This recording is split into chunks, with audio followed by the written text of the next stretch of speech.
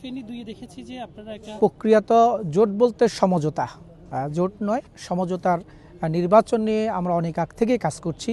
সেখানে অনেকগুলো আসনে সেই সমঝোতা সম্পন্ন হয়েছে। কিছু কিছু বিষয় এখনও আমাদের অসম্পূর্ণ রয়েছে, এগুলো চলমান। আশা করি মনোনয়ন প্রত্যাহারের আগে এগুলো সমাধান হয়ে যাবে ইনশাআল্লাহ। আমরা সেই ব্যাপারেই আমাদের কেন্দ্রীয় সংগঠন কাজ করছে, আমাদেরকে নির্দেশ দিচ্ছে এবং আমরা সেই আলোকে আমাদের কাজগুলো এগিয়ে নিয়ে যাচ্ছি। আগামী এই যে একটু নির্বাচনের সাথে যে আমরা নির্বাচন সুষ্ঠু হওয়ার ক্ষেত্রে আশাবাদী, কিন্তু আশঙ্কার জায়গা থেকে মুক্ত হতে পারি নাই।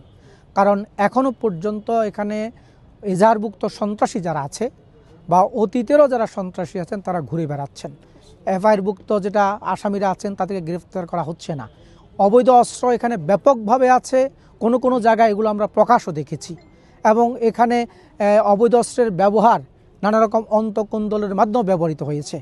এছাড়া আমরা চাই প্রশাসনের মধ্যে যদি কোনো মানে ফ্যাসিস্টদের দোষর থেকে থাকে তাদেরকে প্রত্যাহার করে আমরা প্রশাসন, নির্বাচন কমিশন তারা এই সুষ্ঠু নির্বাচনের ক্ষেত্রে বিশেষ করে প্রশাসনকে আরও লজিস্টিক সাপোর্টগুলো দেওয়া দরকার, জনবল বাড়ানো দরকার, তাদেরকেও একটু আরও প্রশিক্ষণ দিয়ে এই নির্বাচন সুষ্ঠু করে আমরা সেটা দাবি জানাচ্ছি। এই জায়গাগুলো থেকে আমরা কিছুটা আশঙ্কা বোধ করি, তবে নির্বাচন হবে ইনশাআল্লাহ।